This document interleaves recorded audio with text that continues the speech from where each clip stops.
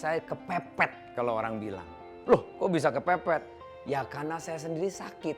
Saya harus makan sayur yang sehat.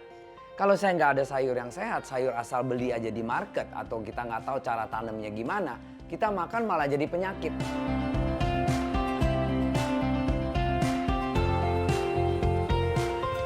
Nah, dengan menanam sumber sehat yang baiknya itu, saya kan makan sendiri.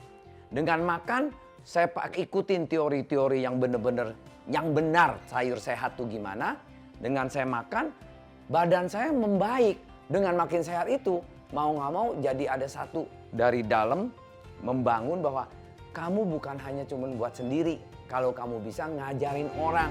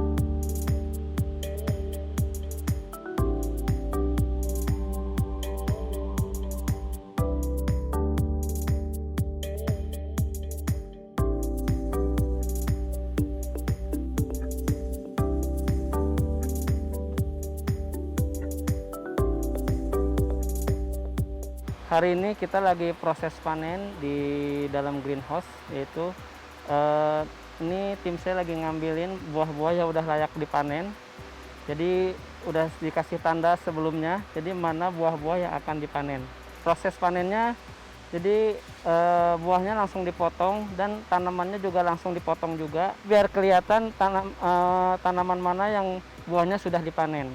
Emang diambilnya satu pohon satu buah, biar untuk membedakan tanaman mana yang sudah dipanen dan supaya pertumbuhan melonnya juga maksimal.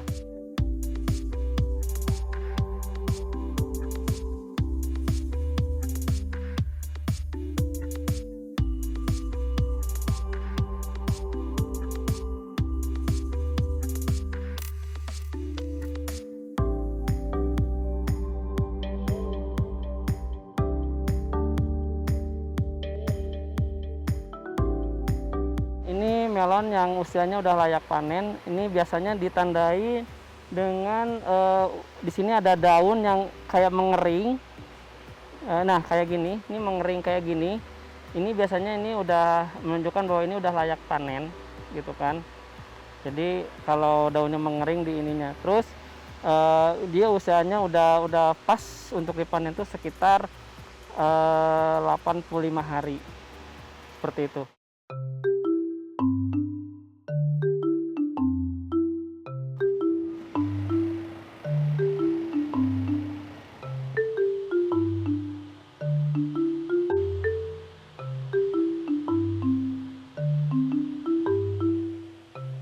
Memang di tengah-tengah jalan seringkali ketemu musuhnya yaitu hama, ketemu virus. Wah panenan jadi nggak sukses.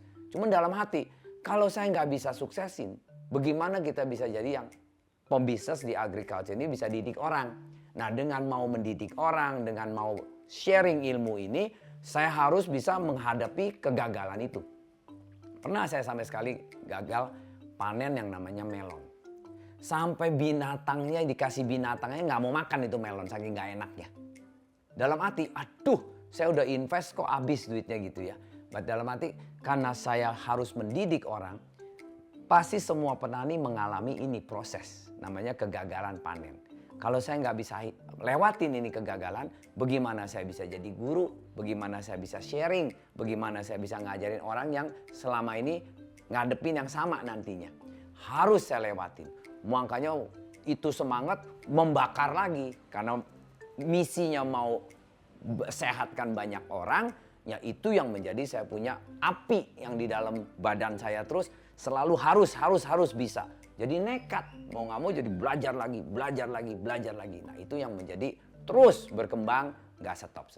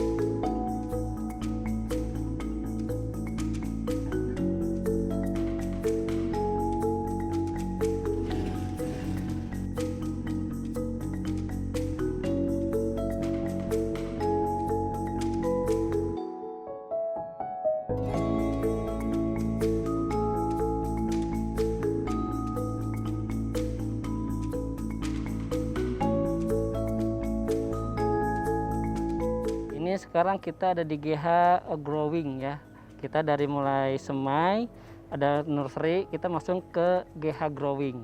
Nah ini dari mulai nursery ke growing itu dia butuh cuman 1 minggu 5 hari. Nah dari nursery terus pindah ke ruang growing dia butuh 3 minggu buat proses polinasi.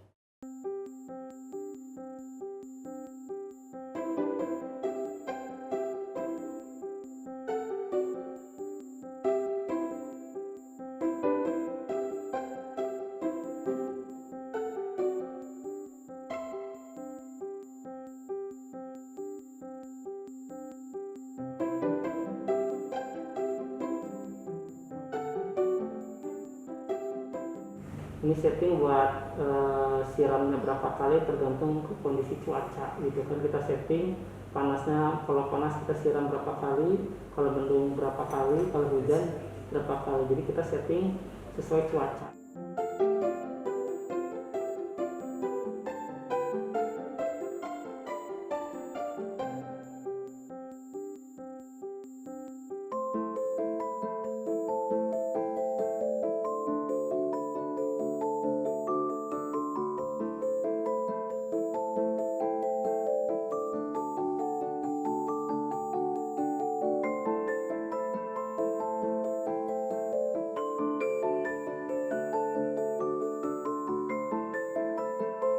Jadi di sini kita percaya banget di sustainability dan recycling.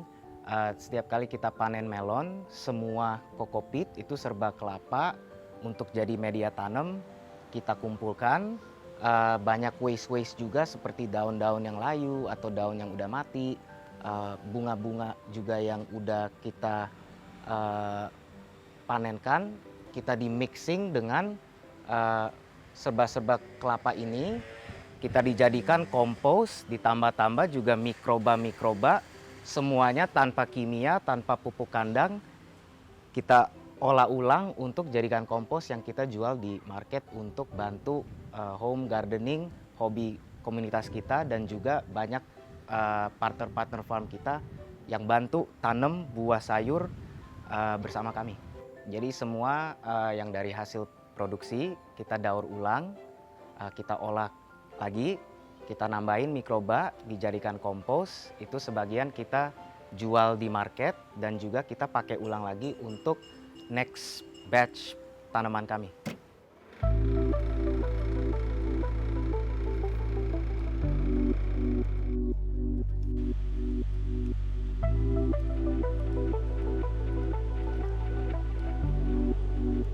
Waktu itu banyak sekali orang bilang, aduh kamu mana mungkin jadi petani. Banyak sekali orang yang jadi petani gagal dan gak gampang menjadi petani. Harus benar-benar kamu seriusin untuk bisa suksesnya. Makanya saya waktu itu saya stop dunia CD, saya belajar jadi petani keliling dunia lah, belajar sekolahnya gitu. Jadi petani di tempat orang, ketok pintu petani-petani yang lain, itu tanam apa? Boleh nggak gue belajar jadi petani di sana? 2 tahun pertama saya keliling hanya belajar menjadi petani yang modern lah ibaratnya. Sama keluarga saya gitu loh. Kita keliling beberapa negara, nah kita akhirnya menjadikan, udah dapat ilmunya, saya udah praktekkan juga, saya masuk ke dunia Indonesia lagi, saya keliling ke beberapa kota di Indonesia, untuk belajar pertanian Indonesia sampai kemana. Dari situ saya baru bangun greenhouse pertama sebagai labnya saya.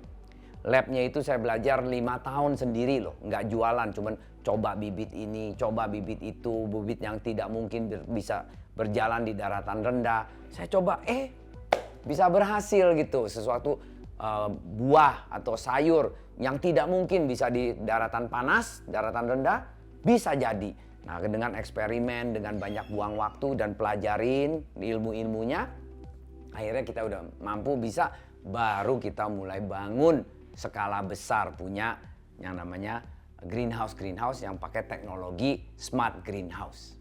Menanam sayur, menanam buah gitu.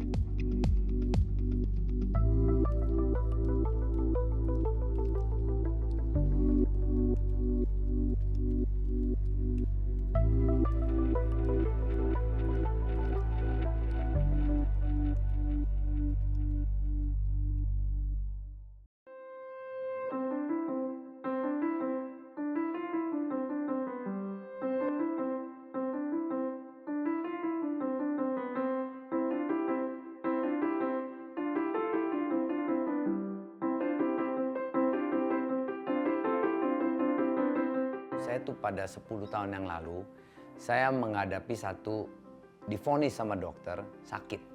Sakitnya itu adalah otak sebelah kiri, nggak ada saluran darah.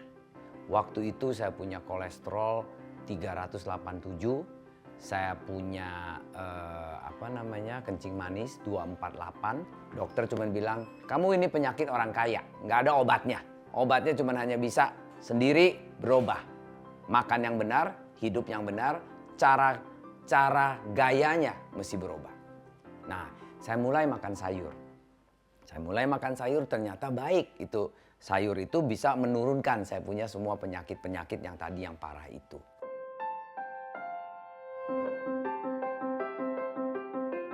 Saya punya hati, ya udahlah kalau kita lihat musik pun juga akan berubah.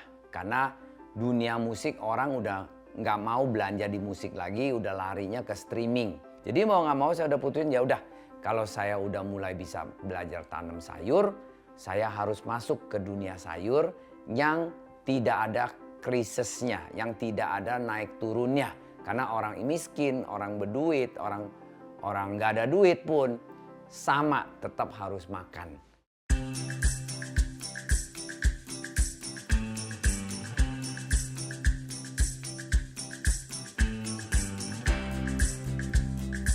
Ini hari kita lagi lihat ke bagian belakangnya di greenhouse ini. Ini adalah water treatment plant-nya kita. Di sini water treatment kita banyak pakai filter dan kita kontrol pakai teknologi. Kita ada panel-panelnya yang mengontrol pompanya jalan atau tidak, filternya jalan atau tidak. Proses filter-filter yang pakai teknologi yang namanya pakai UV, pakai RO, pakai ozon, semua kita pakai di sini. Nah, intinya filter-filter inilah yang membersihkan airnya dulu tanpa bakteri dan harus steril dan udah bagus, baru kita storage di sini. Prosesnya adalah air dari bawah tanah yang kotor-kotor ini kita naikin ke atas, di atas digenangin sampai 2 kali sampai 3 kali, baru turun melalui 17 filter ini. Filter-filter inilah yang proses, baru kita masuk ke namanya RO dan masuk lewat lagi yang namanya matiin dia punya mikroba dengan mikroorganisme dengan namanya pakai UV. Jadi melalui RO UV udah masuk, baru kita storage di storage water tank, reserve tank. Dari storage water reserve tank, barulah kita ini hari kirim air itu ke greenhouse untuk dicampurin nutrisi-nutrisinya, itulah yang menjadi sumber kehidupan untuk sayur-sayur kita.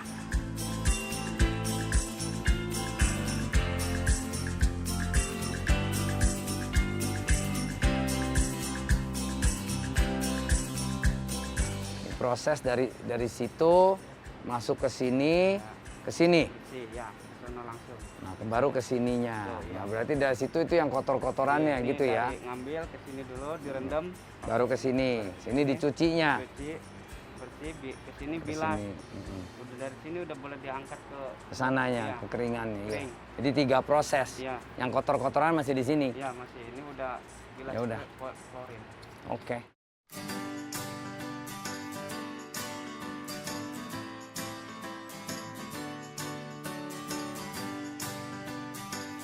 Di sini ini adalah ruang semai kita. Ruang semai itu adalah setiap hari kita panen, setiap hari kita harus semai. Ini semai dimasukin bibit-bibitnya ke dalam rock wool dan tray-tray ini supaya bisa di continue. Kita setiap hari jadi bisa panen terus. Karena kalau udah ada panen pasti harus semai untuk backup lagi. Terus keliling.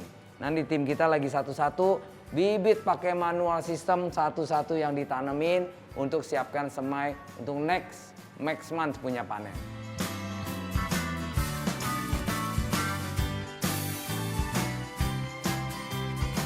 Memang ini hydrofarm kelihatannya simple, hydrofarm. But di belakangnya itu udah banyak perjuangan selama 5 tahun, 7 tahun ini.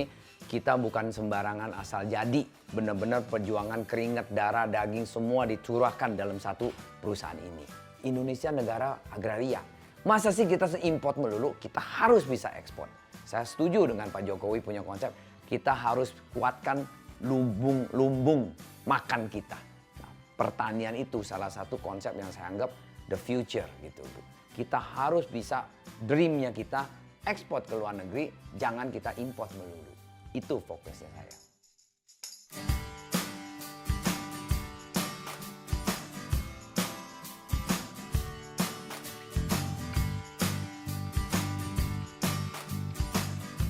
sejak hydrofarm kita masuk ke market 2-3 tahun yang lalu, kita kan nggak cukup bisa supply dengan masyarakat Jakarta tok aja segitu banyak orang. Kita bina banyak orang yang punya tanah.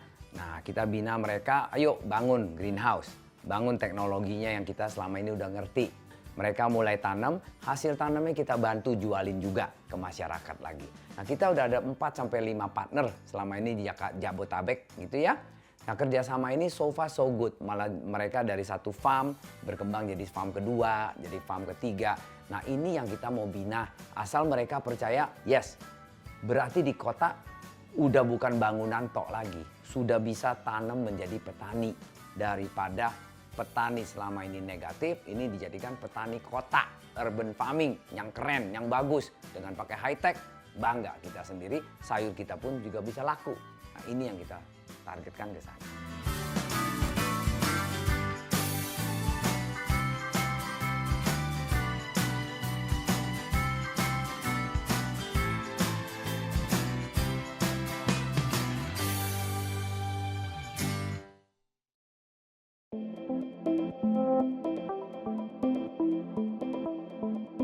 Halo, welcome to Hydrofarm TV. Nama saya Wirawan. Hari ini kita bicarakan bagaimana kita bisa menyembuhkan penyakit-penyakit darah tinggi.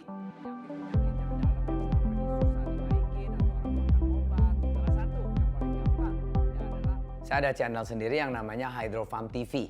Hydrofarm TV itu ada misinya di belakang. Saya di sana banyak channel program-program video yang mengajarin orang bagaimana cara makan sayur, cara makan buah, cara hidup sehat. Di sana buah sayur pun itu bisa menjadikan obat buat kita. Umpama sampelnya, kita darah tinggi, sebenarnya makan sayur apa sih, buah apa sih yang bisa turunkan darah tinggi? Kencing manis juga sayur buah apa sih, suplemen apa sih yang bisa baikin kita? Asam urat, dan ini banyak detail-detailnya yang kita ngajarin cara bikin sayur, cara bikin buah, atau jadi jangan cuma hanya sekedar diet salad tok gitu. Salad pun kita kalau campuran sayurnya benar, itu bisa menjadi pengobatan buat kita. Makanya ini hari kita banyak sharing, channelnya kita pun jadi rame sekali dah sekarang. Setiap hari banyak yang kunjungi, banyak yang belajar dari situ secara cuma-cuma loh. Saya nggak menguntungkan, nggak cari duit sama sekali. Memang mau sharing aja supaya ilmu ini, supaya banyak orang yang muda-muda pun jadi lebih sehat. Tidak tergantung obat, balik-balik ke situ lagi.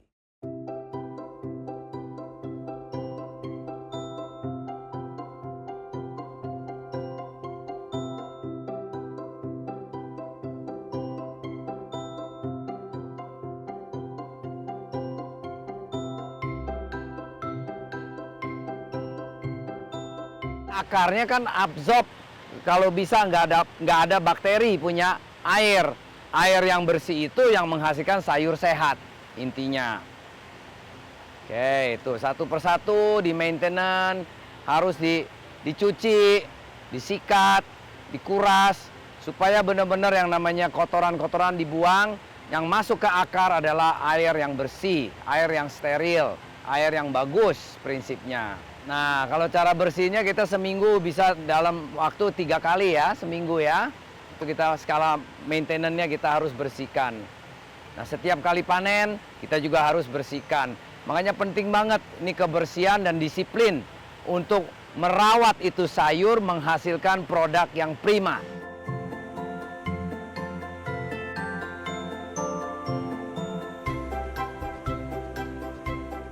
Karena pertanian nggak bisa sendiri, nggak bisa monopoli, nggak bisa kalau kita bilang tuh kayak dari A sampai Z sendiri. Pertanian itu adalah bisnis yang kolaborasi. Makin banyak orang bergabung sama kita, konsep yang sama, kita makin kuat. Nah sekarang ini hari, kalau sekarang dunia kita di pertanian, udah nggak ada anak muda yang join, yang tua-tua aja, yang nggak mau maju, yang cuma hanya segitu-segitu aja. Kita akan mati. Justru sekarang mesti bagaimana anjurkan anak-anak generasi milenial ini supaya bisa masuk ke dunia pertanian. Cuman cara masuknya, pertanian udah nggak seperti yang jelek yang zaman dulu. Pertanian modern itu jauh lebih santai, lebih enak. Image itu harus kita bongkar dulu. Pertanian adalah modern, pertanian adalah keren. Pertanian udah bukan image-nya low lagi. Di pertanian harusnya gengsinya tinggi. Kita adalah keren lah pertanian. Nah ini yang kita harus terapkan di dunianya.